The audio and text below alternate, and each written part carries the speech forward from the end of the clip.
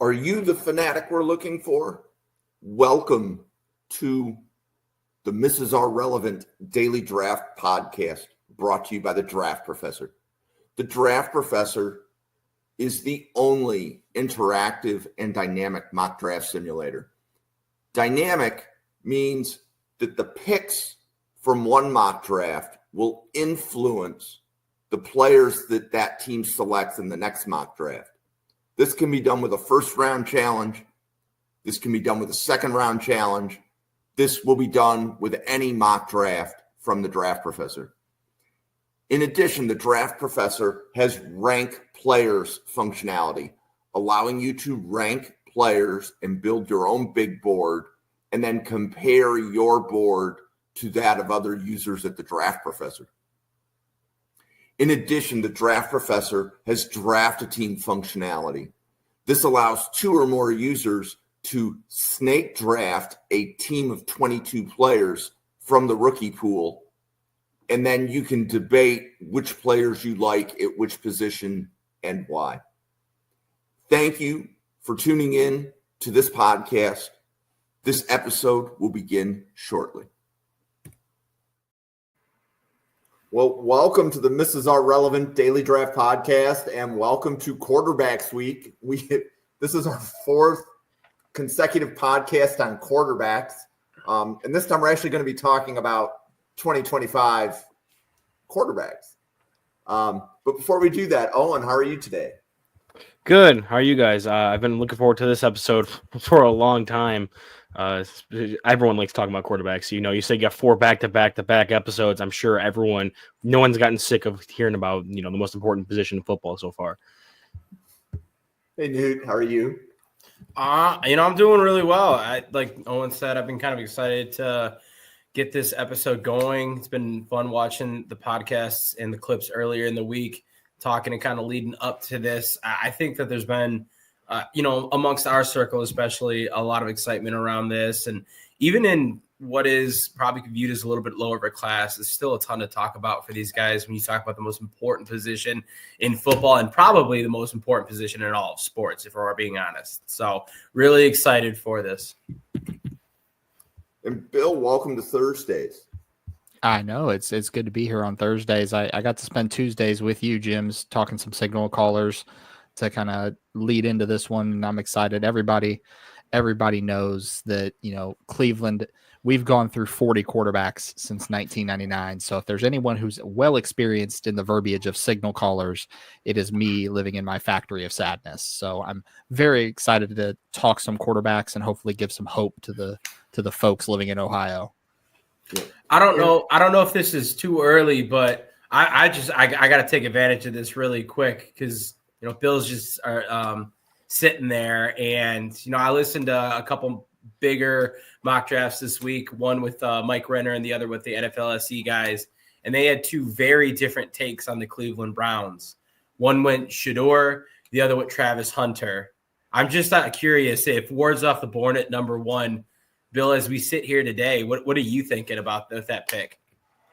So if Ward's off the board at number 1 right now, give me all of the Abdul Carter shares that you've got, because you and I were on a podcast where I said he should go number 1 overall. Yep, Abdul you said Carter with the and Myles Patriots, Garrett. correct? Yeah, with the Patriots. So Abdul Carter and Myles Garrett will feed families for the next 7 to 8 years. I love it. Abdul Carter currently murdering Notre Dame single-handedly. Yeah. Right now. Yeah. Yeah. So I'm glad he was able to play. Yeah, we have that. The same thing happened when we scheduled the podcast when the Packers played on a Thursday night. So there might be a few distractions during the podcast with the Penn State Notre Dame game going on at the same time. And again, I want to confirm with everybody, Ryan Sparks and Bill Sparks, same last name, but no relation at all. Correct. Yeah. That is correct. Other than Ohio football and NFL draft, that's the only thing that we're related on. Do you need any more connection than that? I mean, that might as well be as close as blood at some parts of the United States. So, yeah, and definitely want to give Ryan a shout out because Ryan was active in the chat. We had a podcast 2 hours ago, and Ryan was active in the chat on that one, and he's back. So he is the fanatic that we're looking for. But we're going to kind of kick our quarterbacks week off with a bang, and that is Cameron Ward from Miami. So, Owen, you want to tell us what you see in Cameron Ward?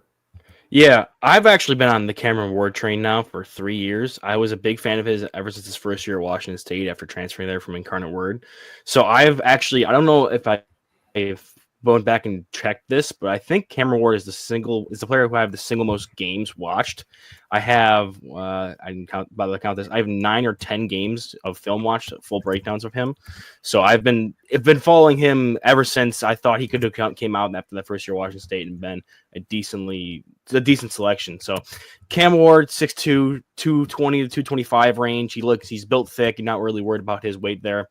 I think he's built in more of that modern quarterback role where he has some athleticism, a smooth release with good arm talent, able to attack with different arm angles and do some of these more special type of throws that we've seen some of these more modern NFL quarterbacks that you're really looking to take in the first round are able to do. I think he's worked well in a couple different offenses now that he's bounced around from Washington State. Incarnate Word at a lower level competition. He was a stud, threw for 1,000,000 yards and just really tore it up there. I think what I've seen, because I've specifically been following him for a few years now. I've seen some evolution in his game. One of the things I've really liked has been his maturation as a passer and handling pressure, moving to the pocket.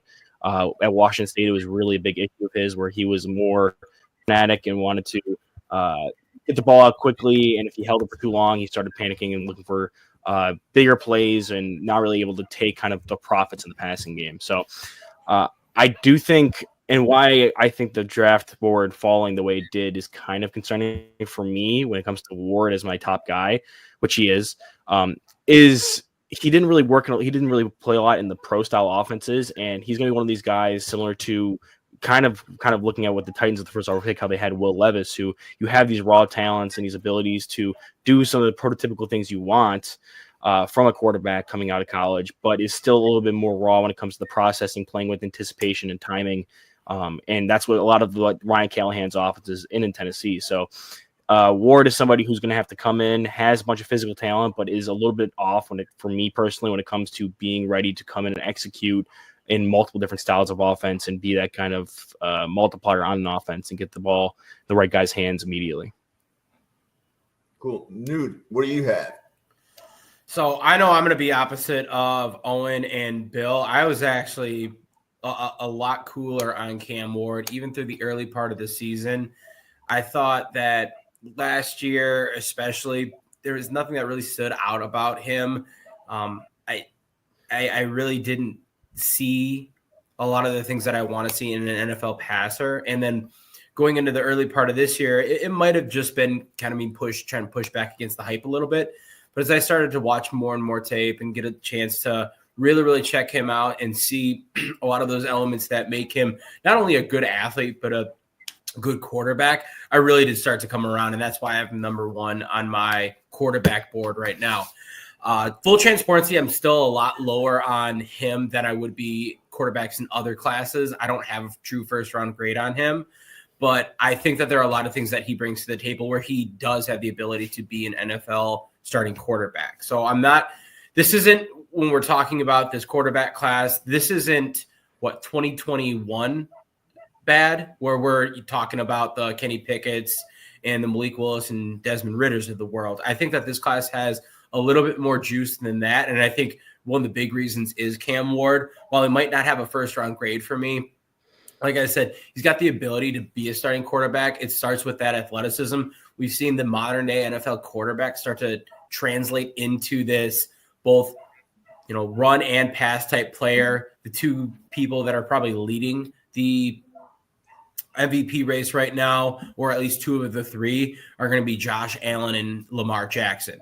And if you look at that, they're doing as much to affect the game with their legs as they are with the pass. Now, I think Cam Ward is more of a scrambler. I don't think he is a designed run type of guy. Not that he can't be. I think he's got the athleticism too, but I think he hurts you more when you let the pocket open up a little bit and he's got a little bit of room to wiggle.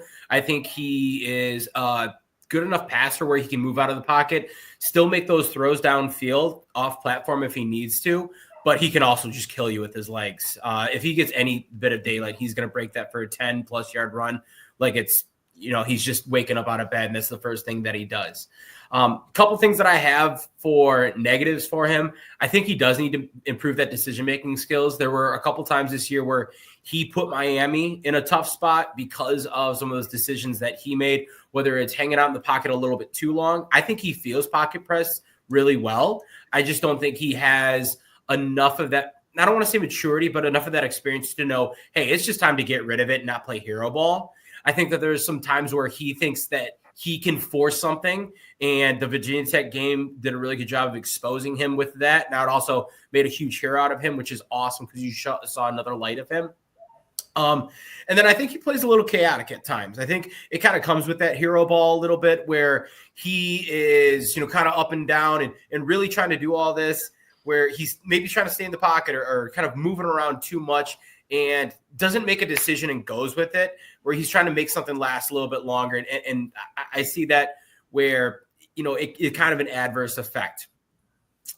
All in all, though, the things that he does bad, he's outweighing them with the things that he does good. One of the things that I really do like from Pro Football Focus, their stats and analytics are going to be those big-time throw percentage to turnover-worthy play. He's nearly doubling his big-time throw percentage as compared to his turnover-worthy play. About 5.7% of his plays are big-time throws compared to the 3% are turnover-worthy plays. And that's going to be something that's, for me, he's willing to push the ball downfield. He's willing to use his arm to make those throws. And while he does have some bad decisions, the good throws that he's making are outweighing it. Everything else that Owen said, I absolutely agree with. But those are kind of just some of my first thoughts on him. Bill, how about you? Yeah, so I'm on the Cam Ward train. I've been on it since his days at Incarnate Word. Cam Ward has the best overall arm talent of any quarterback in this class. And when we talk talent, I'm talking strength, I'm talking release angle, I'm talking elasticity. He has it all. The big thing that I also love about him is he's got the Kobe Bryant gene. He's got the ice water in his veins. Look at that comeback that he led against Cal. He was not rattled. He was not shaken. Now, we won't talk about how that comeback was started in part because of him and his ball security, which is a big negative for me. 8 fumbles in 2024. He's got to learn to hang on to that ball. Another thing that I've seen from him is he often throws off his back foot rather than resetting his feet, especially when the pocket gets muddy. But Owen and Newt hit the nail on the head with everything else. For me, Cam Ward is my QB1. This is a guy that I would take in the top half of this draft. But when you compare it to 2024, even, we'll talk about the 2024 class, obviously, he would have went QB4 in that class for me. But this is still a top guy in this class. I think if the Titans take him at 1, there's no problem with that. My comp for him is a little bit of a throwback, more of a physical runner, but had that same arm talent, that same ability to create. Donovan McNabb in his time in Philly, that same arm angle, arm talent, willing to make every throw, a physical type of runner. But the big things is the ball security is a problem. And Ryan called it out in the chat. His throwing motion and his footwork from no pressure to pressure, his mechanics completely break down when the pocket muddies out and it gets under pressure. And I don't know if that's him just feeling the panic and trying to create something from that hero ball mechanism, but it's something that he's got to dial in when he gets to that next level. But if the Titans took Cam Ward at 1 tomorrow, I wouldn't be opposed to it. I have a first round grade and he's my QB1 on my board right now. Yeah. So one of the questions that I was going to pose is, Newt, what is your definition of a first round grade? First round grade for me is a day one start, a bona fide day one starter, plug and play in that system. And I think it gets, when you talk about a quarterback, it does get a little bit muddier. I think that all in all, like rookie quarterbacks should sit. And that's just a philosophy of mine. But when I'm looking at that, I'm looking at their talent level as compared to the other quarterbacks in the league. Like Caleb Williams is a first round pick. He was a blue chip prospect for me last year. He's a player that I absolutely see as being kind of like fitting that day one mold. Cam Ward, he's not that for me right now. I don't see him as an immediate plug and play. I think that there are some things that he needs to clean up a little bit from the technical standpoint, but a lot from the decision-making and learning in an NFL-style system. Okay. And, Bill, what's your definition of a first-round grade? A definition of a first-round grade is, can his traits exceed his tape? So can the traits and the measurables and the things he brings to the game, do I see that on the tape, and can he bring it to the NFL field?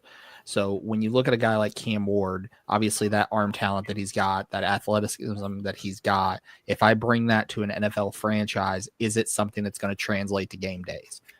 For me, it's, can the Jimmy and Joe exceed the X and O? And that's how I define my first round grade. Got it. And Owen, what is your definition of a first round grade? Yeah, mine's kind of similar to Bill's, is that I factor in a lot. I have 10 different, and we'll talk about this more when we do our grading episode a couple weeks down the road here on Thursday. But I have a lot of different grading categories, 10 specifically curated at each position.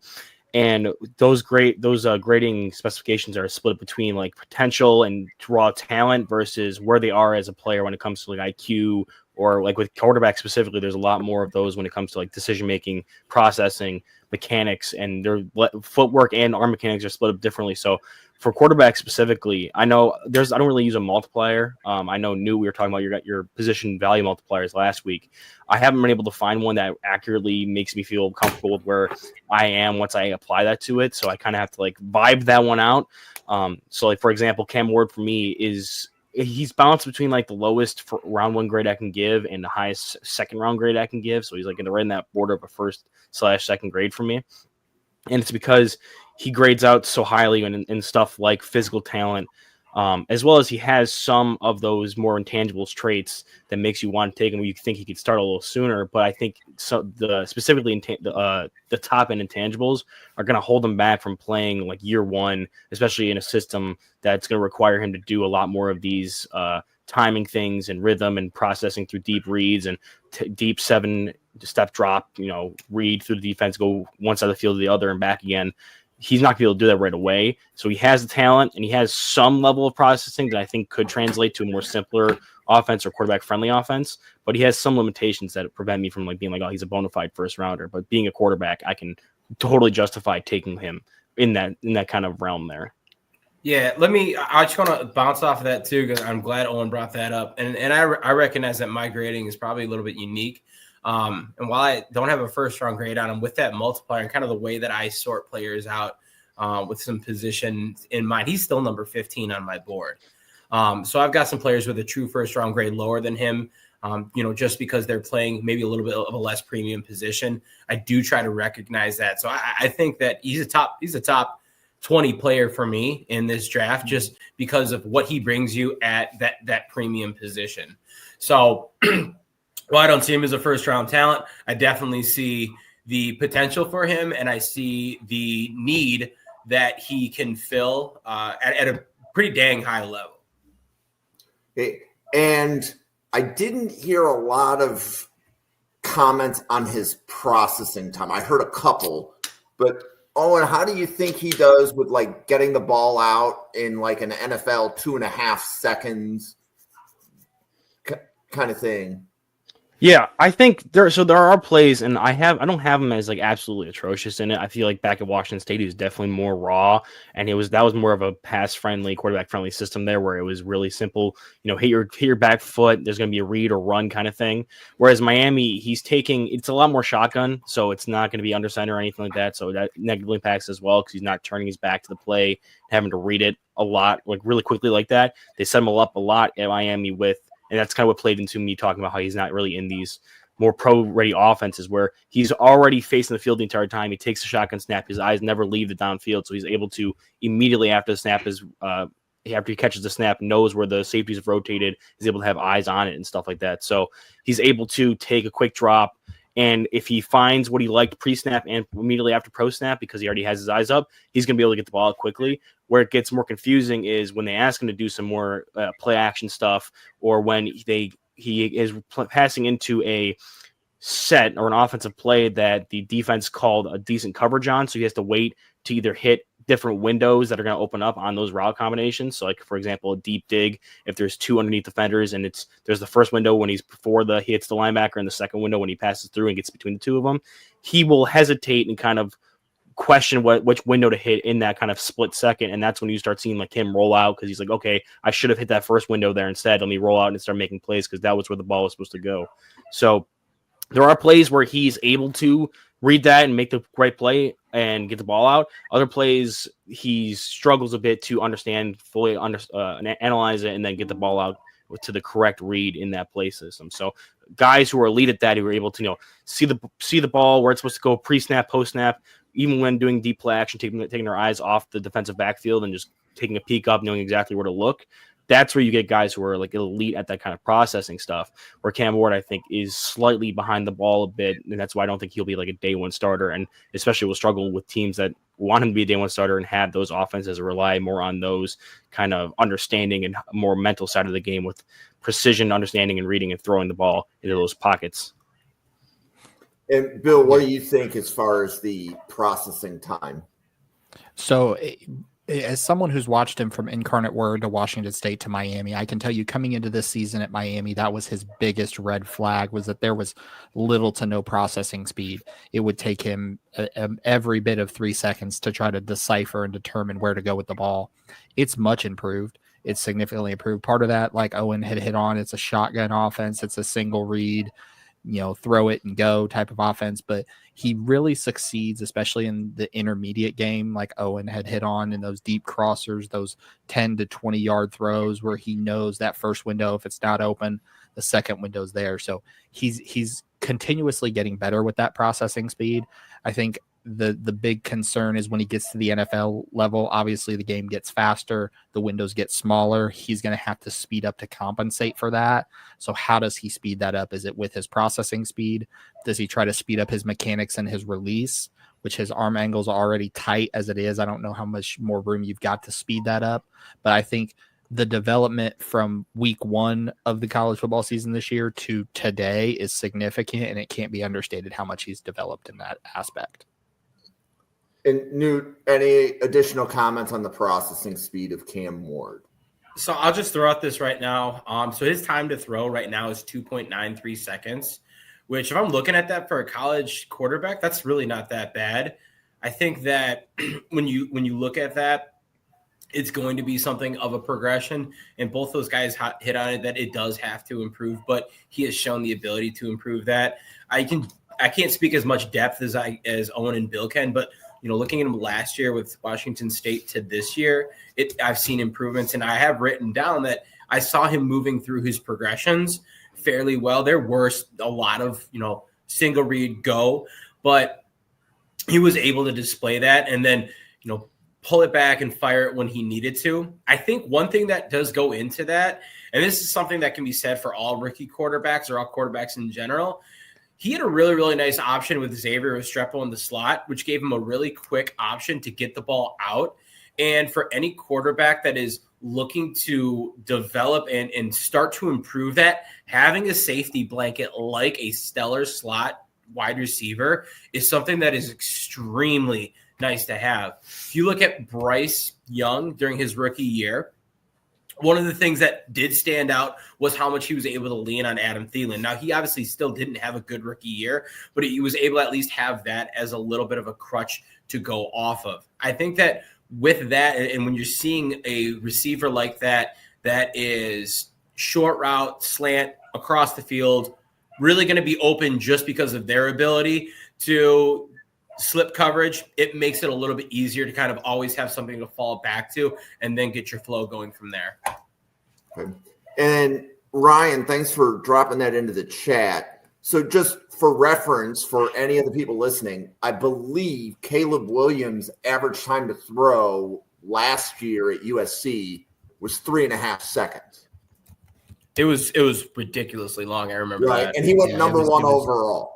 So we're talking about Cam Ward at 2.91, and we think that that's going to get better with time. Yeah. It was 3.16. I just checked it out. Thank you. But it's still over 3. I mean, that anytime you're crossing that threshold of 3, that is it's kind of a big number to look at. Yep. Okay, so Owen, you want to tell us about Shedeur Sanders? Yeah, so this is where I'm going to be probably outside of the kind of norms here. I know this isn't viewed as like the best quarterback class, but we have this conversation right now between Cam Ward and Shedeur for who's going to be like the number 1 overall guy. And I already kind of play my flag, and Shadeur's Cam's already my number 1 guy. And even though I don't have a true first round grade on him, it's borderline enough that with the fact that he plays quarterback and he has some of these high talent upsides, I can understand and rationalize taking him, top half of the first, approaching that like top 10 range, and then just the need is going to drive him the first overall. Shedeur, I'm just not really there with. I think there is a gap between Ward and Shedeur for me personally, and Shedeur is kind of in the second tier of quarterbacks that I have, which has him with like my my third and fourth guy here. So Shedeur is my number 2 quarterback. I've watched 5 games on him, 2 from last year against USC and Oregon State, and then 3 this year against Nebraska, Baylor, and Oklahoma State. Obviously, he is the son of Deion Sanders, and for me, I'm going to be interested to hear what Bill and Newt have as like their selling points, especially if they're going to be a bit higher on him than I am. That I saw him go out there and execute the offense well. He's able to get through some of his progressions well. He has really good accuracy and precision, which is one of my favorite topics to talk about when it comes to quarterbacks is accuracy versus precision and what the difference between that is. I felt like he had a good he was consistent enough to say he has good accuracy, but a lot of times the wild plays are going to be his precise passing, where he's able to really lay those, back shoulder balls in and able to give guys like Travis Hunter a chance to go up and get balls that most other quarterbacks aren't going to be able to drop into a bucket like that. So I think that's where he's going to succeed a lot at the NFL level is going to be, with his mind. He is a smarter player. He grew up around the game, and he has that inherent accuracy and understanding of where to put ball placement in, has that kind of sixth sense for that. He does have some athletic upside that I do like. I don't think he's particularly like super twitchy, but he can move. He's not a statue, and he's able to take care of the ball, kind of like what Ryan just dropped in the chat there with his 1.1% turnover worthy plays. What I do think is going to hold him back is he isn't the most physically talented. I like his arm strength. His arm strength is NFL caliber. It's going to be able to throw across the field and get some deep balls down there, but I wasn't overly wowed with his ability to push the ball down the field and really drive and throw balls on a rope. It was a lot more of those where he has to understand where to lay the ball in. And that's really where his accuracy and precision showed up to overcompensate for that. His movement is fine. Like I said, he's able to use his legs, but I don't think he's going to be any threat to be like in the run game itself, kind of like a Cam Ward or someone like Jalen Milroe, who we'll talk about later. And a lot of times with the offense, he wasn't really sure where to go when he was hot. That was one of the things that drove me the craziest the most was I came into it expecting him to be this super, quick understanding, know where to put the ball in progressions, which he did show ability to do. It was more so when teams brought pressure against Shedeur and he had clear outs with his hot routes and he was looking in that general direction. He was either hesitant to pull the trigger on that or he just missed that entirely and tried to find a different place to put the ball and try to push the ball a little bit more downfield. And the only last thing I'll say with him is I wasn't the biggest fan of his ability to make plays off script. I thought that'd be something I'd like a little bit more from him, especially because I didn't really love Colorado's offense. So seeing him get out of that system and make some plays was really what I was yearning for. And when he did do that, it wasn't really as successful. And that's where kind of those physical talent started showing up where it was not at the highest level. And I saw a graphic today where they took like the top 10 quarterbacks in this draft class and someone watched through every single play where they were under pressure this season. And they tallied it up as to what they would consider being to blame pressure, and Shedeur was head and shoulders like the first number one player. Like 20% of his pressures were on him for either moving out of the pocket at the wrong time, running into pressure, or just holding the ball for too long. Whereas like the next highest one I think was Cam Ward at 12%. So he's just a guy that I'm not super in love with. It sucks because I think him as a player would fit much better in that Tennessee offense than a guy like Cam Ward would, or that player archetype. But I'm just not in the same zone with Shedeur that I am with Cam when it comes to the talent being there for being a first overall pick level player. Newt, how about you? So I'm going to probably be pretty close to Owen on this. I was a lot higher on Shedeur. And as I started to break this year down and look at things, it kind of like started to go downhill a little bit more and more. it frustrates me, number one, looking at the competition and the level of play when you see him play against teams that are a little bit more physical, a little bit more stout. You saw him crumble a little bit. I think he does a really good job playing against a lot of the competition that they were set up against. But look at the Nebraska game, look at the BYU game, look at the Kansas game. Those are going to be ones where you have some question marks around Shedeur, and he's not necessarily doing the things that set him up in the light to be a first-round quarterback. Now, I think that there's a lot of things that he does really well, and Owen hit on those. The accuracy is going to be probably the biggest thing that he has going for him. He throws with anticipation. He does not turn the ball over through the air hardly ever. Like I said, 1.1% turnover-worthy plays. But with that, as we're starting to kind of break him down and look at the other aspects of his game, I think there's some things that he's really limited in. One thing that I looked at in talking about the difference between him and Cam Ward, we even mentioned with Ward, or at least I did, where he's actually able to move through his progressions, and not that Shedeur is not, but I got caught too many times where Shedeur is just staring down a target. If you watch the Nebraska game, he had 3 batted balls and 1 pick six because he's spending 3 seconds staring at the receiver he's going to throw the ball to, and it was just too easy for the defense to see what he was going to do. Now, in that game, he also had some really good throws that he was able to come back with, but it was just too much of him not displaying the ability to read the whole field and to move off of that first option. I also think his frame is light, and he's going to potentially face some issues with injury if he does not bulk up, especially if he continues to have some of the issues that he did at Colorado. And speaking to that point, if we're talking about him, no offense, Bill, but to the Browns where the line's not that great, to the Giants where the line might not be that great, you're looking at a little bit of the same old, where he's probably going to be getting hit by defenders that are, they're not Mountain West defenders. These are guys that are coming to rip your head off. And so with that, he's got to be aware and have an understanding for what things he needs to do to physically take care of himself. And I think adding some muscle to his frame is going to be one of the biggest things for that, so he can actually stand in the pocket and take some of these hits. Aside from that, I don't necessarily have a ton that I want to add, because I think Owen hit the good and the bad really, really well. I got a 3rd-round grade on him. It's an earlier 3rd-round grade, and he does make the top 50 just because of that quarterback position. But man, there's some things that I didn't see that I wanted to. He's in my second. He's the only one in my second tier. So Cam Ward's tier 1. Shedeur is tier 2. That's kind of how I have those two broken up. But there's a big gap. That's for sure. So Bill. Yeah, so I'm going to be a little bit higher on Shedeur than Newton Owen, not by too much though. So I have 18 first-round grades. Shedeur is number 18. He's right there in that fringe, but I could still see him going at the top of this draft class. Owen hit on a lot of things, but this is a guy for Shedeur. For me, he's very accurate with the ball. He knows where he wants to go with the ball. He has good processing speed. I do love his ball security. Owen hit on it, that 1.1 turnover worthy percentage. A quarterback who does not turn the ball over is a quarterback who's going to be successful if you don't turn that ball over. The big things that I would like to see him work on, it popped up a lot in the Alamo Bowl versus BYU when they threw complex defensive looks at him in multiple fronts, switching from 4-3 to 3-4 and 4-2-5 looks. He got confused. He got flustered, and you could see it, and that's why that game did not go well for him or his stock. The other thing is he takes too many negative plays trying to make something happen rather than just throwing the ball away and live to fight another down. How many? I believe he had 52 sacks in 2024. Now, granted, some of that is the leaky offensive line at Colorado, but some of that is him drifting back, trying to make a play.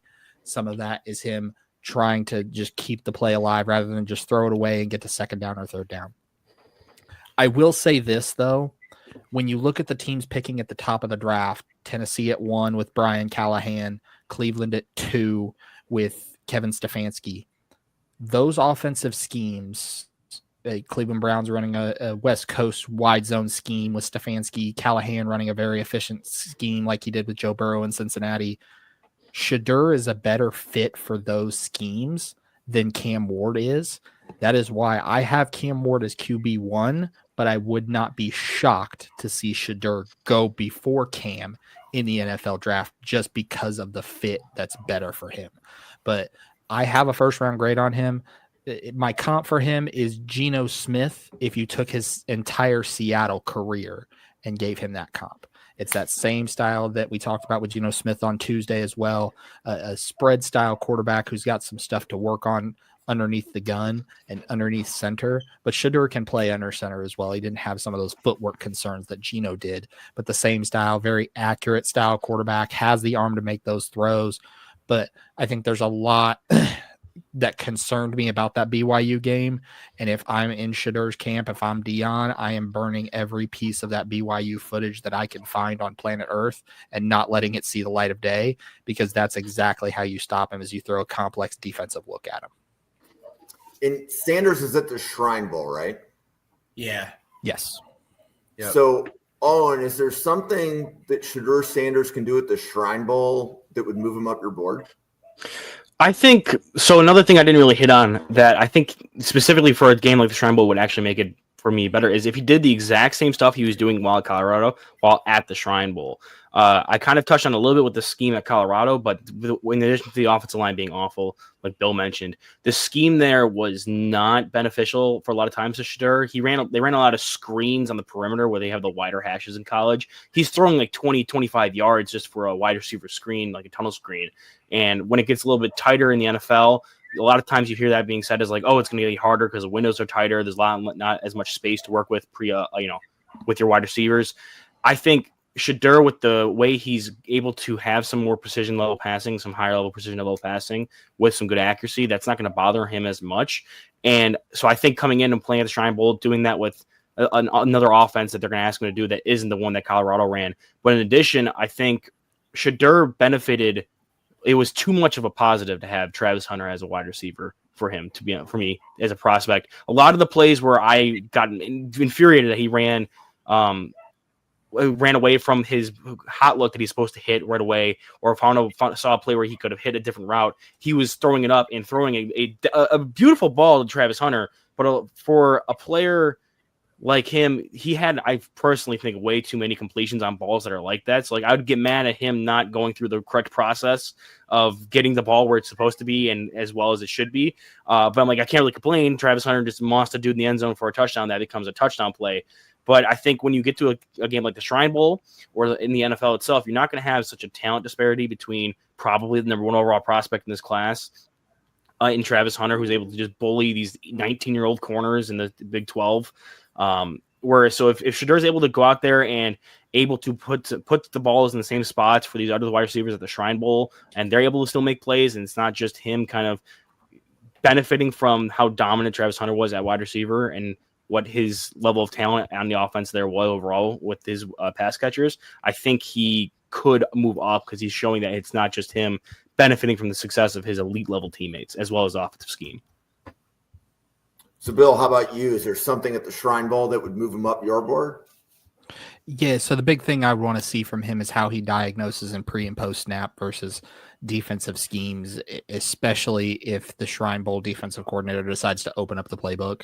If they throw a lot of vanilla schemes at him, which it's hard because you can only plan for so much, but I would want to see that. And then I'd also want to see him, and this is going to sound bad, I want to see him throw some incompletions. Throw the ball away on first down. If it's not there, don't try to drift back in the pocket. Just throw it away and live to fight another day. And Newt, how about you? Anything he could do at the Shrine to move him up your board? So I'm going to push back a little bit. And right now I'm going to say no because of the kind of the things that we talked about. And there are two things that I look at where I don't know if the Shrine Bowl can answer it for me. I know what he's good at already. He's a stellar passer. He had an adjusted completion percentage over 80%.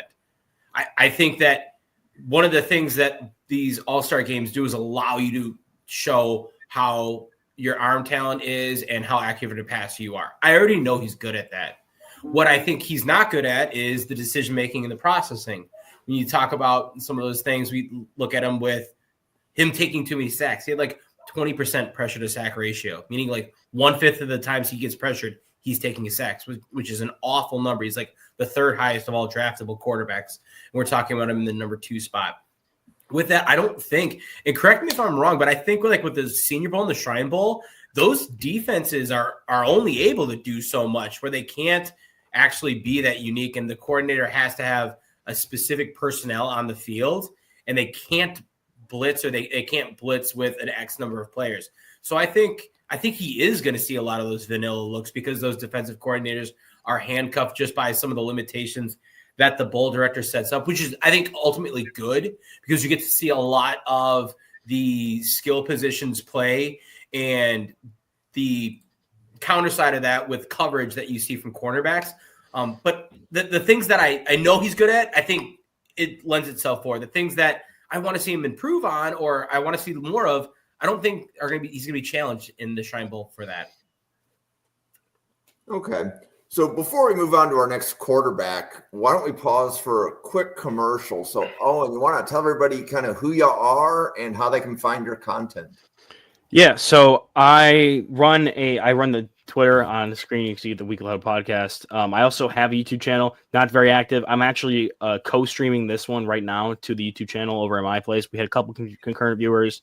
Kind of didn't have any prep or anything. I just kind of send it live and see how it works with this first one here. So hopefully we're going to be able to get some more traffic over there, and I might find time to post more stuff over there as the draft gets a little bit closer. And I'm less trying to just watch guys in bulk at this point. We get some more finite details and stuff. I can do some things like that. But yeah, other than looking at that channel to see if I post once in a blue moon, or looking at some of my random takes on Twitter, I'll be on this podcast every Thursday, and that's really my main source of content at the moment. Cool. Bill. Yeah, so you can find me on X at Sparks Scouting. You can also find me on X at Draft Detectives as well. Also a writer and analyst for CadesDraftRoom.com, so you'll see a lot of my content there. And then, of course, spending every week with Jim here with the daily draft content here at thedraftprofessor.com as well. Right now, currently on Tuesday, Thursday, Friday, sometimes Wednesday, sometimes Monday. Sometimes I spend more time with Jim than he spends with his own family at some points. I'm sure he's tired of seeing my Cleveland Browns wall in the background. But yeah, most of my content you can find on X at Spark Scouting. Cool. And Newt. So you can find me on X at NFL Draft _Weston. I also do write articles for the website that I run, ZeroTechDraft.com. In all reality, though, a lot of the things that you're going to find are going to be right here on this podcast and some of the ones that I've done with Jim, with Draft Professor. If you guys don't already, go to YouTube. Please hit subscribe.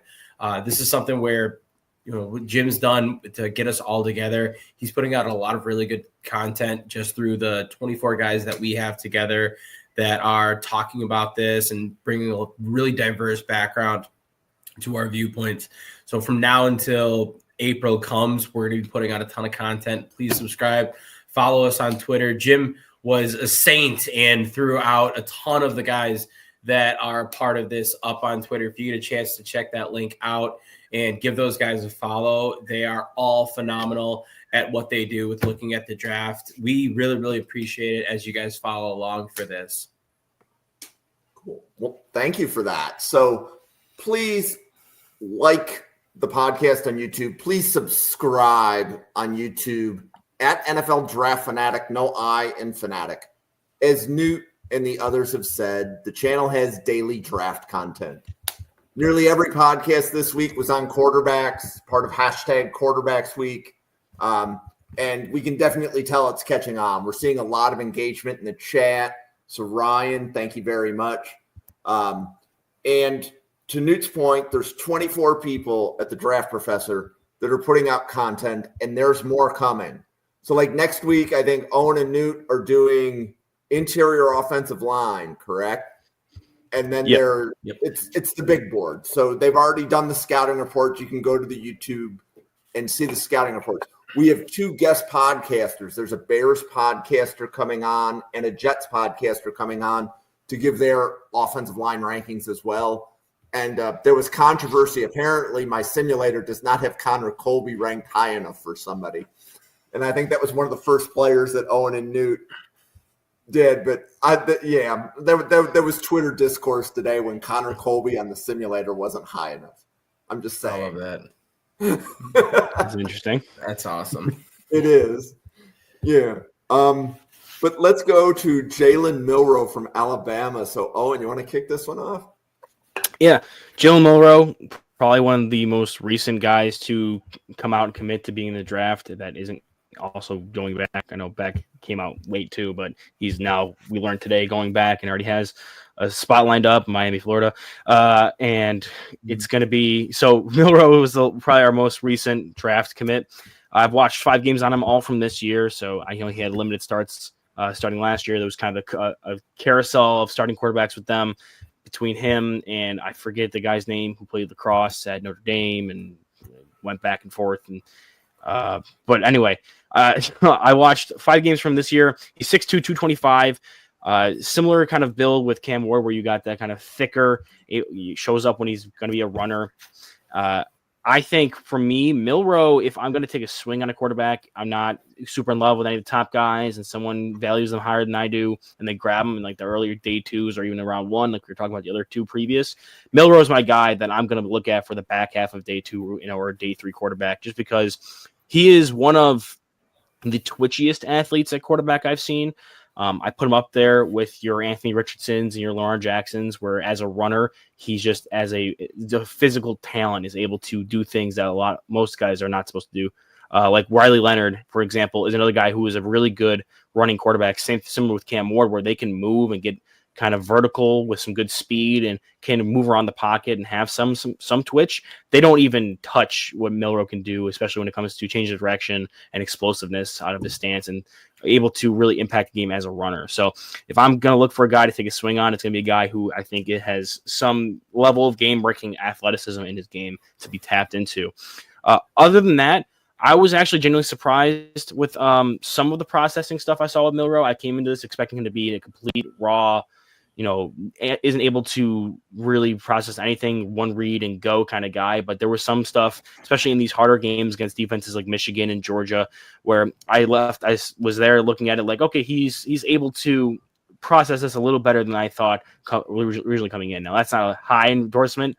It's still something he's going to need to improve on, but it's not something I really hated. His poise under pressure needs some work. I think my favorite aspects of his game is his athleticism, and then I do think he does a good job with taking care of the ball when it comes to throwing the ball. I didn't really see him put it into harm's danger. Like there were some guys that I've watched, and I've watched some bad quarterbacks for this draft class, not just ones we're talking about today. And in comparison to that, there are plays where Milroe, because he has his legs, is more willing to just take off and run as opposed to force balls into windows that he's not supposed to really go into, or is kind of a question mark. He's more willing to take that run and go off with it.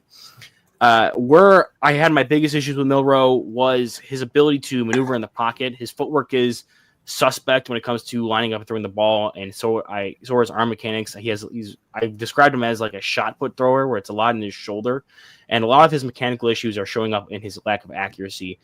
He does have some plays where he can drop it into the bucket down the field, but I think him just lacking those technical abilities. He isn't the best when it comes to arm strength and arm talent overall. In my personal opinion, I'd like to see a little bit more when it comes to being able to push the ball down the field and drive it over the middle. And when he has to maneuver a pocket, he gets real muddy, starts to panic, has to get out of there, and it also negatively impacts it. There's so many times where he gets a bit of pressure and he's able to step up in the pocket. Instead, he just runs out, or he tries to throw it completely. His upper body's off platform of his base when he doesn't have to be. If he just slid up or was able to slide and keep his eyes downfield, he'd be able to keep his feet under him and get a ball out more accurately. So I think that's something he's going to have to clean up a lot. And like I said, he's going to be more of a day 3 guy. I have a 4th round grade on him. I do think he has some stuff that it's going to be draftable. You're going to draft a guy for the talents he does have, but he doesn't have any top end arm talent for me personally. And there's some stuff with mechanically and just overall with getting used to being under pressure that I think needs to be worked on when it comes to drafting him as a quarterback who could potentially start in the NFL. So Newt, how about you? So I've got Milroe in that tier 3 where it's him and Dart together. And I was going back and forth between the two a lot, and we'll talk about Dart in a little bit. But ultimately, I have Milroe ahead of him because I just still think that there's so much potential for Milroe. We didn't see it this year, and I think it's the story for every quarterback in this class not named Cam Ward, where Ewers, Beck, Sanders, Milroe, all of these guys had a ton of expectations going into this year, and the consensus was, well, just show us you can grow, show us you can improve. And none of them really answered that. Ward was the one that was able to do it, which is what elevated him to where we are now. But with Milroe, there's something about him where I cannot quit him. He didn't do the things that I wanted him to do, yes, but man, does he have the ability to just change a game with his athleticism. Now, that's a good thing and a bad thing in the sense that he's a freak athlete. And bringing up Anthony Richardson, I don't think he's quite there, but he's got that same flavor where he can take over a game. He's a legit dual threat quarterback. I think he has a lot to work on as far as the passing game. I actually don't hate his arm talent as much as Owen. I think he's got an adequate amount where he's not going to be a detriment there, but there's a lot of technique that he needs to clean up. And I know that Owen was saying that, where he's got to figure out some of the mechanics and he's got to be better, and that will ultimately help him. And that's why I have him as a third-round grade, a really low third-round grade, but still in that day two kind of area where I think he's got that raw talent, that raw ability. He's got that athleticism that can just completely wreck a game. I think right now he relies on it too much, and that's kind of where I go with it's a detriment to him to a point where not that he's not a hard worker, but I think he can find his way out of situations and out of things just relying on his athleticism alone. There's a lot of things that Alabama does to scheme runs for him, but he'll also scramble and make plays happen with his feet, sometimes good and bad because of the athletic ability that he has. I think he's shown the ability to have a really solid demeanor in terms of big moments. When you look at that Georgia game and what he was able to do once Bama got down, where he was able to come back and really look that Georgia defense in the face and fire some passes downfield to ultimately get Alabama on top of that. It showed that. But there's a lot of things with him that's just been inconsistent. And he needs to clean that up. He needs to continue to work on his throwing mechanics while understanding how the NFL game works. If you draft him and you really want him to be that guy for you, please, please, please, dear God, do not start this guy year one. I think we've heard, and I can't remember, Jim, if it was you, but, Seattle Seahawks, man, I would love that if he landed somewhere there. The LA Rams, if he were to land there, something where you have a player that is maybe moonlighting their career and they're just kind of to the end of that. And Milroe has a legitimate reason to take a backseat, be a sponge, and learn. And I think realistically, that's the best way that you're going to see him come to being an NFL starting quarterback, because I think the potential is there. I really, really do. But there's going to have to be a lot of things that have to happen correctly in order for that to come to be true. You just described the New York Jets and the Miami Dolphins. Yeah. Owen, I'm glad that made you smile. I'm torn whether or not I would want to see him in a Jet or Dolphin uniform, because I do think that highly of him as an athlete. But man, they might have, especially the Jets, might force him in a little too early. Bill, what do you have on Milroe? So I'm gonna throw out a couple of takes here to start, and then I'm gonna dive in. So first off, Jalen Milroe is going to go in the first round of the NFL draft just with his freaky athleticism and that arm strength and talent. I think that he's going to go in that first round, and he has the highest ceiling of any quarterback in this class, in my opinion. Dart's right there, right behind him, but he's that high ceiling guy. Yeah. Number two, he's going to be a Cleveland Brown. And I hate to say that. I was going to ask you, is Cleveland going to draft him, grab a vet, sit him for a year, and then just have the Jalen Milroe show? That was like going through my head. Yes. So, and the reason I say that is to break a little bit of news. Cleveland Browns interviewing offensive coordinators yesterday and today. They interviewed Tommy Rees as their first interview, his previous offensive coordinator, which he had his best year statistically under. So, my bet for Jalen Milroe, and Newt kind of already hit on it, is you need a guy bridge first year, whether you get like a Jameis Winston or your Kirk Cousins or your Jimmy Garoppolo's of the world that start for a year or two and he sits behind you, because he is as raw as gas station sushi, folks. This is a guy that cannot see the field in year one in any stretch of the imagination, but he has the athleticism. He has the arm talent. I think he has adequate arm strength. He shows flashes. He flashes a lot on tape, especially when it comes to those deep and intermediate throws. My comp for him would be Vince Young, but a little less athletic and a little bit better passer. And I think that some team is going to fall in love with him. If I were an NFL GM, I would start right around pick 20, right around the playoff teams. If I'm sitting there at the top of round 2, Cleveland, the Giants, the Jets even, and I don't take a quarterback in round 1, I'm doing everything I can to get up into the 20 to 25 range. Take him in the first round, get the 5th-year option to help him develop, because this is a kid, if you start him year 1, he will be out of the league by year 3. He's just raw and not ready. I got a question then. You're Andrew Berry, and you've made it very clear that with your first round pick, you are picking Abdul Carter. Yes. We get to somewhere in the mid-20s. Are you moving up into the first round? Are you trading up that second round pick? You're going up to get him? Go up to get him.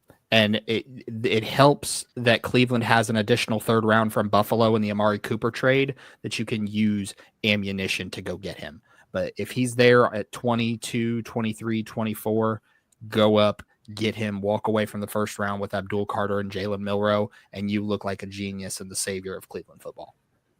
Yeah, and usually a 4th round pick at that part of the draft, usually a 4th round pick can move you up about 8 spots.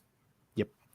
So depending upon how far back somebody's going, like Brandon Beane has traded a 4th round pick to move up for Kincaid.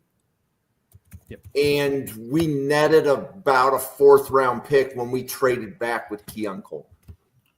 It helps that Cleveland has the 33rd overall pick, so they don't necessarily have to give up that 3rd. They can give up a 4th, but if they go calling and they're in a bidding war for teams with Jalen Milroe, they're going to have to sweeten the pot for that.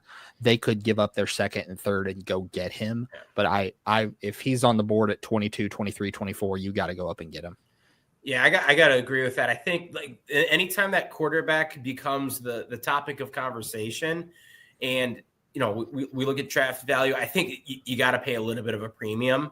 And I mean, if you're giving up that 2nd, 3rd round pick and you're still walking away with that, I think. And Bill, correct me if I'm wrong. I think you're still walking away with a smile on your face if you're giving up that other 3rd round pick, trading your 2nd pick, and going and snagging Milroe. Yep, absolutely. And if you look at it, and Tankathon has this, the Browns have the number 1 overall draft value class based on point totals associated by the Rich Hill value chart, just in the sheer number of picks they have this season. So they can afford to spend to go get Milroe. In a perfect scenario of that, Newt, just like you described it, Abdul Carter at number 2, and then you trade back up at 23, 24, and you take Jalen Milroe. You sit him for a year 2, he's ready to roll. Love it. Cool. Anything else on Milroe? I'll have a little bit more on him, but it'll be more so when we get to Dart, because it's kind of in relativity to him as well. Okay, well, I will. I'll say this. I'm going to give Owen the transition he asked for. Owen, go for Jaxson Dart, and Newt, we can circle back to you if you want to add anything on Milroe later. Well, no, Newt, you want to say something to prep this up a little bit. I wish you wouldn't have now. Mine was going to be just a quick add-on. I do want to point this out about Milroe. This guy throughout college has been and has shown that like he's got the maturity, he has the character to go in and do these things that we're saying. So this isn't us just like kind of like throwing like darts at the wall. And like, if he does this, like he was the William V. Campbell Award winner this year. That's the academic Heisman. That's a huge thing. If you take a look at, what a player can do and what their character shows, there are a lot of things about this kid that it's not us just like throwing theory out there. He has that character and that disposition to do so. So when we're talking about this, it's not hypotheticals. It's things that like this guy shows that he really, really can do if you're putting him in the right situation. That was the only thing I wanted to say. Oh, and that's a good ad. And I also want to applaud you because I think out of like all of the 24 podcasters, you're the only one that I know that's checking the guy's grades. These guys work hard. They deserve the recognition. Awesome. Yep. Oh, and All right, yeah. So Jaxson Dart. Now, this is the reason why I wanted to tie him and Milroe together was they were originally. I watched Jaxson Dart early in the year and wasn't overly impressed with my update. I got a little bit higher on him, and he's safely in that like second tier bucket with Shedeur. And I'm personally not. I'm not, and this isn't a topic conversation for this podcast. But I'm not out on the Quinn Ewers hype. I'm still there with him personally. Now, these are all guys who I have towards the top of the third with grades. That need specific situations to succeed, and we'll get into that with Dart. But I originally had Milroe in that section as well. But he's a borderline third to fourth round grade for me specifically. And when comparing that to Dart, I know we mentioned that, can't remember who specifically said it, but when it comes to high ceilings, I think Dart and Milroe are the two guys with the highest ceilings in this draft class for polar opposite reasons. Where I was saying I wasn't the biggest fan with Milroe's arm, I didn't think. His mechanics were awful and it really negatively impacted. I think if you can clean up his footwork and his arm mechanics, which is not a small task, it's a big thing to ask for. He would be able to stretch the field a bit more and push the ball on the field and be more accurate. I saw when it comes to him running off script and being able to move around and try to throw off platform, the arm strength wasn't there with some of these other top tier guys. So I do think he has an NFL arm. It was just like, even with the fixing of his mechanics to give that a little bit of boost on top of boosting his accuracy, I didn't see the elite level ceiling or even like high level, like top 5, top 10 level arm talent with Milroe. With Jaxson Dart, on the other hand, now getting to him, I saw a guy who isn't a statue, kind of in that same kind of like maybe probably even a little less than Shedeur, but not a statue, can move a little bit, was using the read option game a little bit here, but not nearly in the same stratosphere as Jalen Milroe. But when it comes to arm talent and the ability to push the ball down the field, has the strength to throw some 60-plus yard bombs with accuracy and with some good velocity coming out and the trajectory of the passes coming in from there. It's not all kind of sky bombs. And as well as you being able to attack the short to intermediate with good velocity, good I'm trying to think of the word that they use in baseball with the trajectory that the ball comes off the bat. Launch angle. Yeah, like a launch angle kind of trajectory level thing there when it comes to his accuracy and being able to have the arm strength to fit stuff into tighter windows without having to kind of leave him up there and lay him up. I do think his arm is able to do that. And that's all with saying that I don't love his mechanics either. I think his feet still need some polishing. He never really was forced to play in a more pro-style offense. And his arm mechanics, I've tended to find him throwing. It was kind of a weird thing where he was throwing outside of his frame, but it wasn't a true sidearm. It was more of like this consistent, like diagonal cutting across kind of arm release mechanic, where I think if you want him to square up with his hips and be able to drive that ball with his lower body all the way up through his shoulder, he should be able to get even more so on that arm. And as well as he has that side arm, he has some of the other stuff that you can unlock with arm mechanics. So he's another guy who's raw, played in a really quarterback-friendly system at both USC and Ole Miss. And I never really saw with other guys who played in these quarterback-friendly systems who were top-end picks like a Caleb Williams who was able to take that and improve on it. I never really saw Dart as someone who was succeeding beyond a certain level past that. Like, he got to a floor with that scheme, and he had flashes of being the guy who can surpass that and make something even better of it. But I never really saw him as someone who was to the level of a top-end guy like that. So I do love Dart's arm. I think he's Milroe in the inverse, as in I think all of his talent ceiling is going to come from his arm talent, and his feet are just okay. Whereas Milroe, I think his arm is serviceable, but his athleticism and footwork is where you're going to untap his ceiling from. So these are two guys who are really similar to me. I just value more Dart being able to fix some of the things I want from him and learn more mentally than that comes with Milroe, where it's the mental part. And you're going to have to kind of basically rework a lot of his mechanics and stuff to make him work better as a thrower overall. So, Owen, question. Yeah. So Phillip Rivers, people commented on his mechanics when he was coming out, but he never changed them in the NFL, and he had a reasonably good career. Could you make an analogy between Dart's mechanics and Rivers as to, like, is it like Rivers, I think it was unconventional but effective. Are you saying Dart's isn't going to be effective, or what's the analogy? I think right now, because I would have to go back and watch and look at specifically and break down for myself what Rivers' mechanics were when it comes to unconventionality. I wasn't really breaking that down. I was watching Phillip Rivers as a child.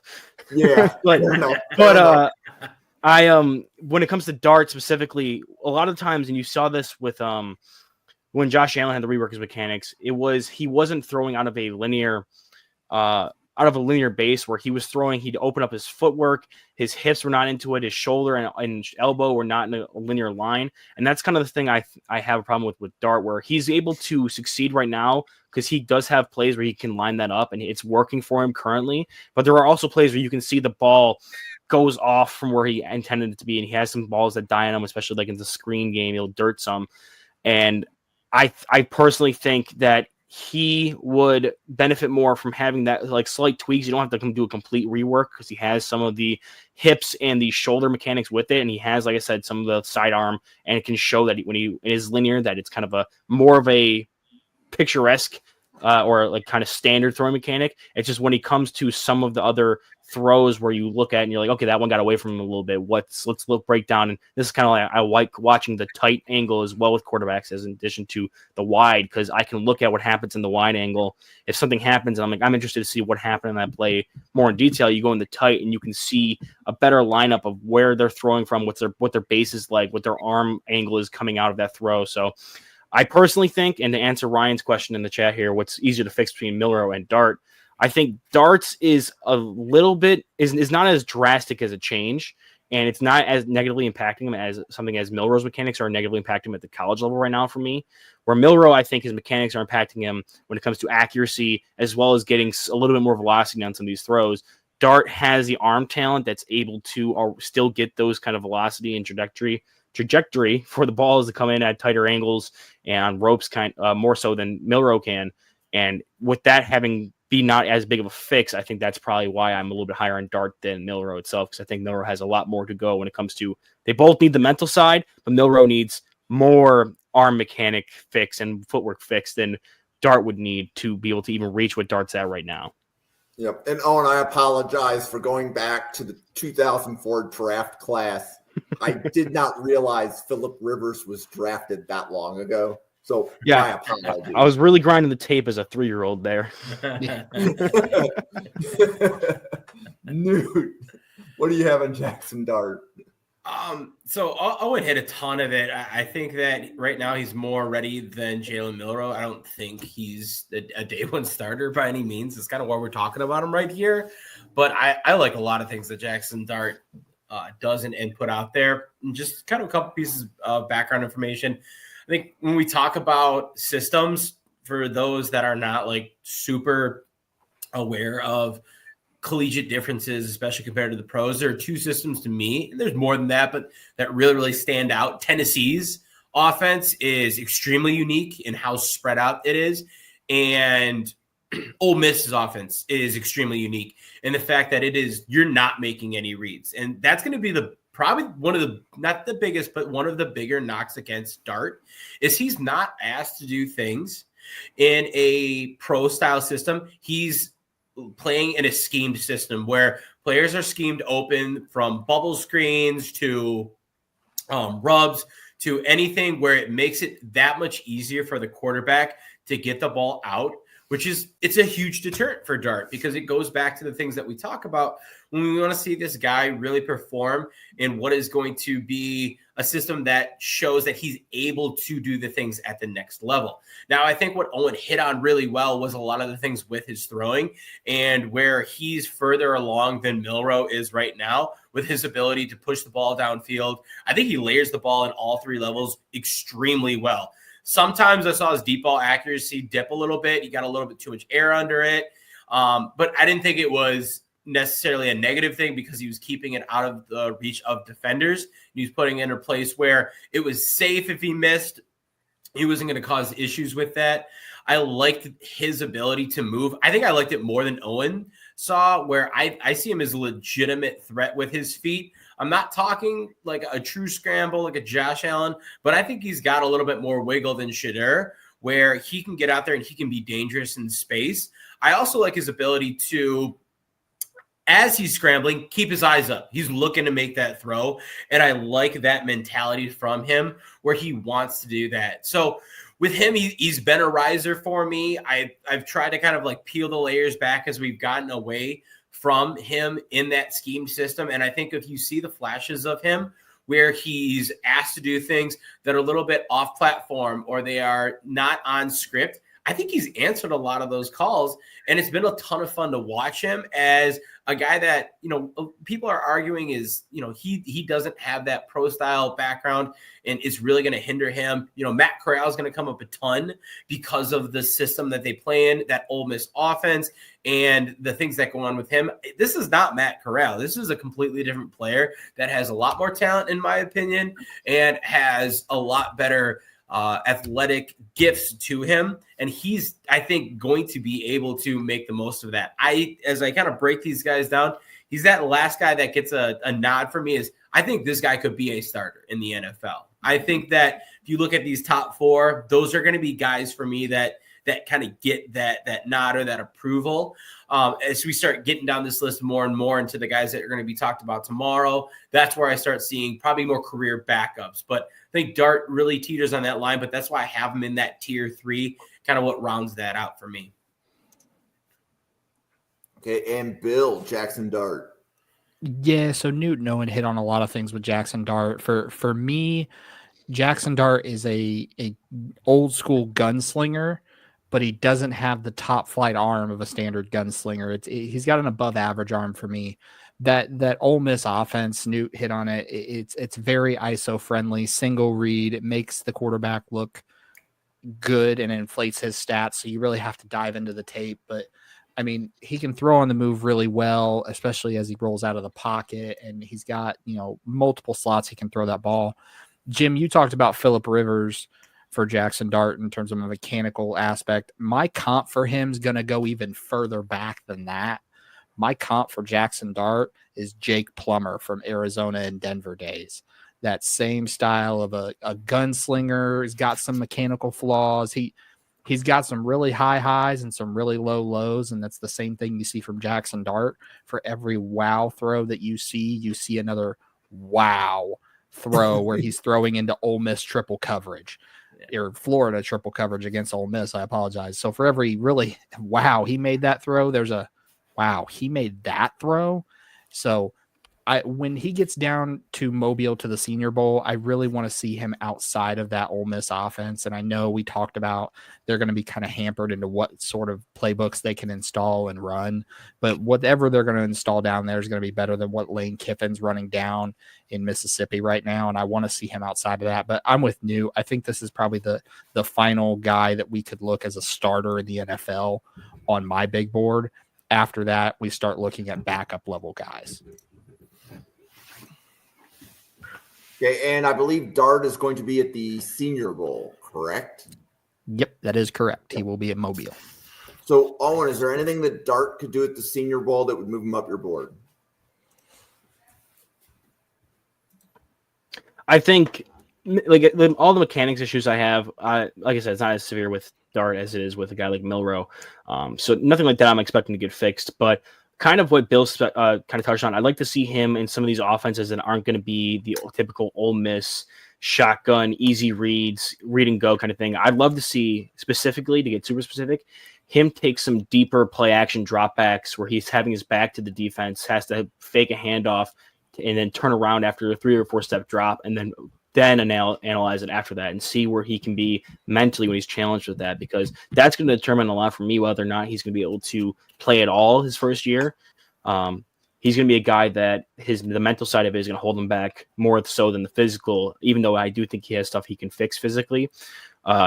I don't think that's what's going to hold him back specifically from being a starter year one. So if he can go down there and it's going to be a lot of mental stuff, we know how a ton of coaches are going to be, a coach from each team works on the staffs for those games now. It's not the same where it was the winner or lose, like the 3rd or 4th overall pick kind of a team. Can't remember how they used to decide it, but instead of it being that way, it's kind of they send different assistants to get some kind of coaching experience above where they're currently working at for teams. So you have a representative from all these different teams who are going to be seeing him in the kind of the quarterback room in the offensive install, trying to talk to him and pick his brain a little bit, see how he processes this stuff. And they're going to challenge him with those kind of things. And that's what I'm specifically going to be looking for, is some of those ones where he's not going to have easy reads. He's not going to have his eyes on the defense the entire time. And he's going to have to make those quick decisions and understand where the ball needs to go against certain defenses. And if it's going to be against these vanilla defenses in the Senior Bowl, he should be able to. It should be a next stepping stone up for him coming from the Ole Miss. Now this, and then eventually get to be able to do that against more complex defenses in the NFL. Bill, anything that you want to see at the Senior Bowl from Dart? No, Owen hit the nail on the head there. I want to see him in what we call the whiteboard talks during practice. Let's draw up a play. How do you read it? How do you progress through it? Who's your hot? Who's your out? Where's your out of this play? I want to see him kind of work on those progressions and ultimately also kind of work on taking a little bit off of his passes. Sometimes he turns into a Randy Johnson level pitcher, all gas, no brakes. So I'd like to see him layer it a little bit better at the Senior Bowl. Yeah, and we're throwing out a lot of sports analogies, and I think some of these players didn't play. Like Owen didn't get a chance to see a Randy Johnson or a Jake Plummer play. I'm just saying. I saw him last night at the Nuggets game doing an interview in the stands. There you go. You said Jake Plummer was in the stands at a Nuggets game? Yeah, they interviewed him at like halftime or something. And he was on the after show game too. His nickname was Jake the Snake. It was very difficult to tackle him in the pocket. If you ever need to go back and watch any of the tape. But Newt, how's the Penn State game going? Tyler Warren just had a huge catch. So Penn State's down 17-10, but Drew Aller and company's making some things happen. So it's a good game. So according to Ryan, Drew Aller hasn't completed a pass to a wide receiver. Why would you throw to a wide receiver when you have one of the best playmakers in the draft? Like you got Tyler Warren. It also doesn't help that all of Penn State's wide receivers are future accountants of America. That's who he's throwing to out there. You got Nick Singleton, Kayvon Allen, and Tyler Warren. Just throw to those three. That's all you need. Yep. Okay, so we talked about Kyle. Go ahead. Go ahead, Jim. Okay, so we talked about Kyle McCord a little bit last night on the 2026 quarterback episode.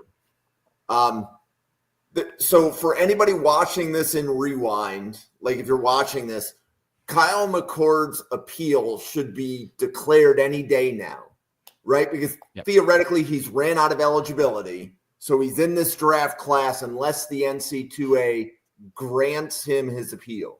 So, So we have him here, and I guess, Owen, you want to tell us what you have on Kyle McCord? Yeah, this is where we're going to get into, personally for me, we get into like these kind of backup projection level players. I liked McCord. He played at Syracuse after transferring there from Ohio State. One of the guys I work with at UB lives in Syracuse, and he went to that Syracuse Miami game and ran on the field after they won, which was pretty electric. So I got some good stories about the players on the field there, including McCord, reacting to some of the guys down there. But McCord, for me personally, I think he's definitely the most physically limited of the players we talked about so far today. When that comes to his ability to move, make plays with his legs, his arm strength to be able to push the ball down the field and really make these high-end NFL level throws. I think he can make some of the more limited stuff, but he's not one of those guys that I'm going to be expecting to hit, far hash to sideline outbreaking routes, that's a 30-yard throw laterally that I'm not expecting him to make those consistently if I'm going to have him come in and play for me. So I think he wins a lot with post snap reads and with some good accuracy. I did like his accuracy, both as consistent accuracy as well as precision. And I know I've talked about that a few times, but just for a quick summarization on that, when I talk about accuracy versus precision, accuracy, if you look at like a bullseye, it's the spots are hitting not specifically on a bullseye. It could be off the center a little bit, but it's all still in the same cluster, more consistency than anything. And precision is more like it's everywhere, but you can hit the bullseye more so than the accuracy one. And the best players can combine those two, where they're consistently hitting on target and have these bullseye level throws where they're just dropping the bucket, back shoulder stuff. And I felt like McCord was able to marry those a little bit better than some of the other guys we watched today.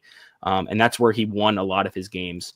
I don't think he has the arm mechanics when it comes to like changing his arm angles and really making these higher elite plays, which comes kind of in tandem with that lack of arm talent overall that I don't love.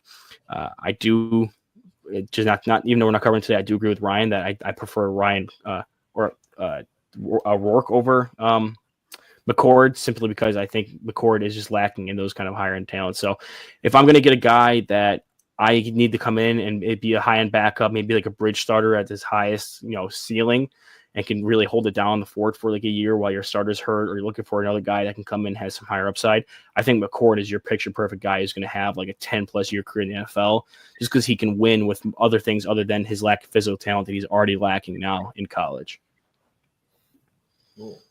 Bill. Yeah, so Owen hit the nail on the head here, and I'm with him too. I have Rourke over McCord right now.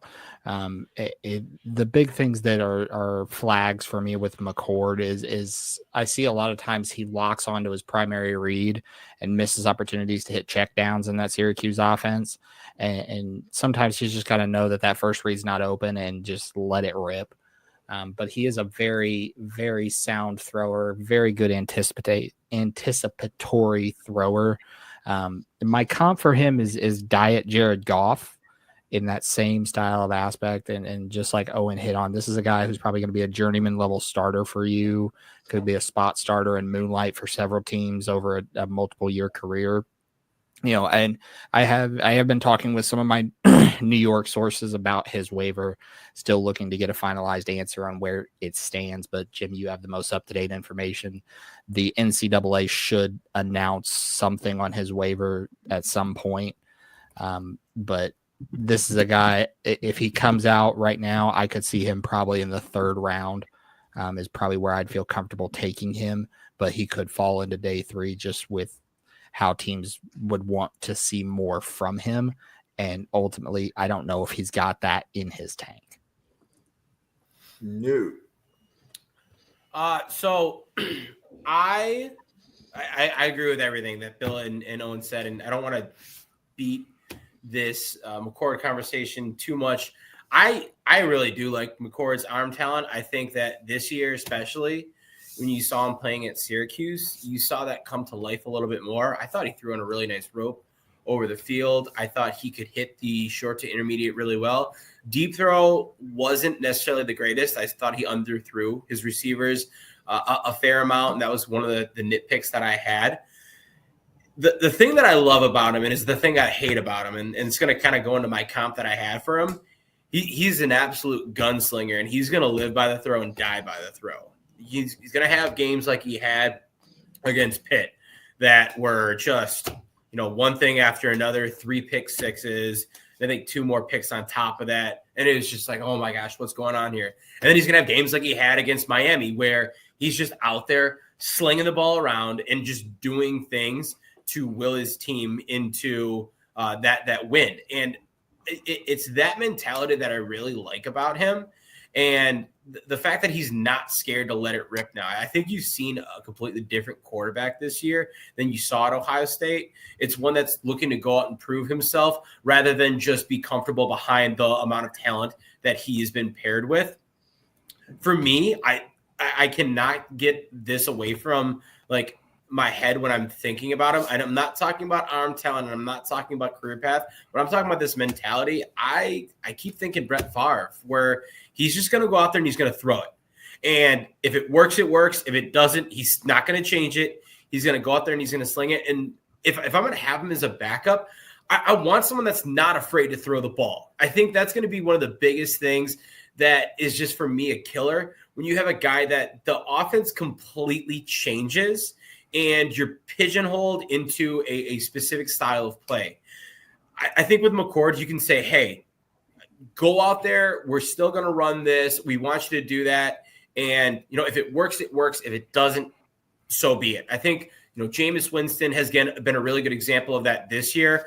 There's been ups and downs with Jameis Winston, but I would rather have him in place playing in those games and doing the things that he's able to do than I'm going to take Spencer Rattler, for instance, who just doesn't have the ability to necessarily go out there and do things because of some limitations that he has and how he approaches the game. So that's why I've got Kyle McCord here. Once again, I'm looking through it with that lens of I think he's going to be a career backup. I think he's got the opportunity to be in the league for a while as a career backup. He's not a mobile quarterback. He's not going to be a mobile quarterback. He's got enough arm talent. I actually like his arm talent a fair amount, but he's got the mentality. I think that'll help him stay in the league for that, maybe even around 10 years as a serviceable backup. Yeah, Newt, I want to, because I'm going to tie this into what we were kind of discussing here in the chat a little bit with the comp to like a guy like a Jake Browning. When I say I don't love his arm talent, it's specifically more of the higher end stuff that you're looking for when it comes to like bona fide starters, where you're looking for a guy who can attack outside the numbers, who can push the ball down the field with consistency and have that. I do think personally McCord has some pop in those shorter, like inside the 20 throw, especially over the middle. I can definitely see where that, and that's what I think makes him such a great option for being a backup, is he has that trigger and he has a quicker release to be able to get it out and attack those areas of the field with some velocity. And you're not going to see him go out and make the Josh Allen throws or the Patrick Mahomes throws, which is going to limit him to being not a high-end starter kind of guy or even a consistent starter. But a guy like Jake Browning, now all the credit to Jake Browning. The reason I got into draft stuff was that 2014 Washington Huskies team with Jake Browning and John Ross. But Jake Browning had an absolute noodle for an arm. He's developed it a bit more now that he's cleaned up some mechanical issues since being on the Bengals. We saw that last year when he was in for the injured Burrow. But McCord coming out, I think, is already further along than what Browning was at and just has some more inherent talent. So I would say a guy who has a level of talent that I think even prevents him from being a consistent NFL backup would have been Browning coming out of Washington, whereas McCord, I think, has enough talent to have that as his floor, but he lacks the top-end talent throughout the rest of his game to really push him into that consistent starter level. Not saying he can't be a guy like a Minshew or Jimmy Garoppolo, but I do think he can be a consistent backup as like someone who bounces around and just uses that ability to understand where to go with the ball and get better with his processing on the whiteboard and stuff like that to help his starter out. I'm glad that last comment by Ryan made you chuckle, Owen. It's good. It's good to see just personalities coming out in the chat and on the podcast. I have a John Ross jersey in my closet right now, of Washington purple. So I have a question. As I was listening to you guys describe McCord, I was thinking of Ryan Fitzpatrick. How close is that? Because Fitz didn't have the greatest arm in the world. I think for me, I think Fitz was creative and he found ways to be effective. And I think that's what made Fitzpatrick kind of like who he was. He was also, and I'm not saying McCord's not bright. He's an unbelievably bright quarterback. And obviously the Ivy League pedigree supports that. But I think that there's a lot of things that Fitz did and understood about the game that allowed him to have the amount of success that he did and kind of be that little bit of a spot starter. A little bit more of a talent comp for me and maybe more Fitz with this. I almost like him to the level of like an Aiden O'Connell. I don't think quite as much arm talent, but some of the things that O'Connell's doing and kind of what you see him as now as man, he's not really a starter. He's able to get the job done and take advantage of those. But you're obviously looking to upgrade from there. That's kind of where I see him a little bit more. I think with the play style, as Newt described it, because that is a thing that we saw, is that he would run around and try to make throws that I think he's just not physically going to be capable of making at the NFL level, but he was willing to go out there and spin it and take some chances, which would bite him in the ass sometimes, but other times he would be able to just work through it and be able to stay within the pocket and win from there in other situations. So I think that's where you'd see your Fitz comp there, with his ability to be like gunslinger that doesn't have like the high end ability of a gunslinger, but has that mentality still.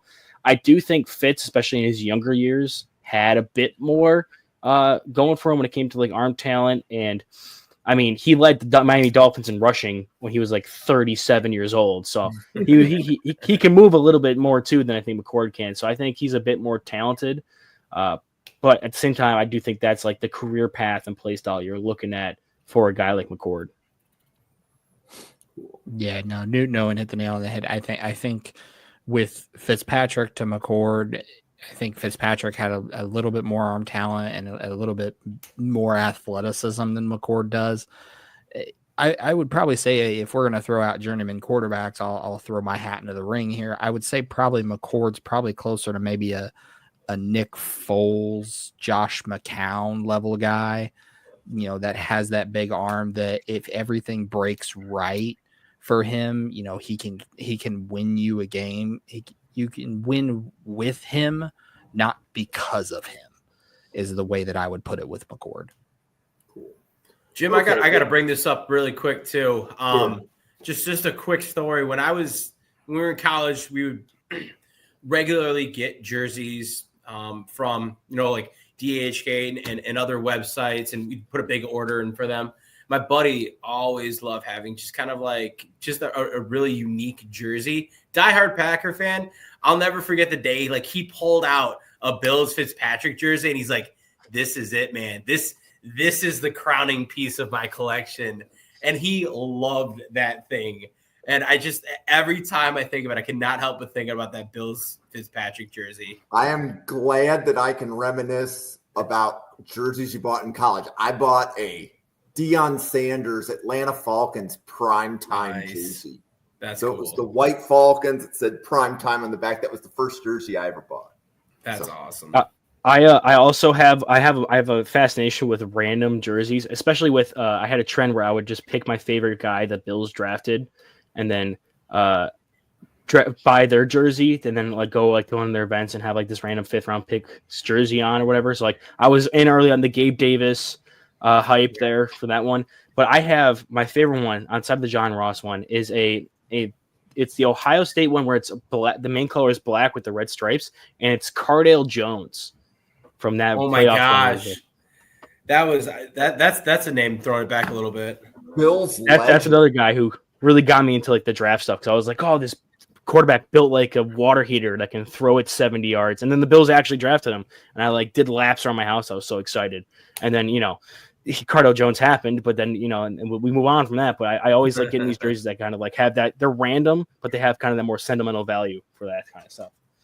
Cool. Well, we've been going for 90 minutes. So for everybody watching, hit the subscribe, hit the like, give Owen a follow at Weekly Huddle, give Bill a follow at Spark Scouting, give Newt a follow at NFL Draft _Weston.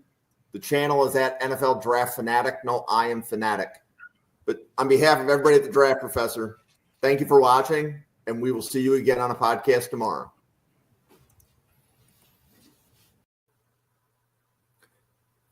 Thank you for watching this episode of the Mrs. R Relevant Daily Draft Podcast, brought to you by the Draft Professor. Please follow the Draft Professor on YouTube, X, and Twitter at NFL Draft Fanatic. No, I am Fanatic. If you have a moment, try using some of the Draft Professor mock draft functionality, including a first-round challenge, a second-round challenge, rank players, and draft a team. Thank you very much for watching. and we look forward to seeing you on our daily draft podcast tomorrow.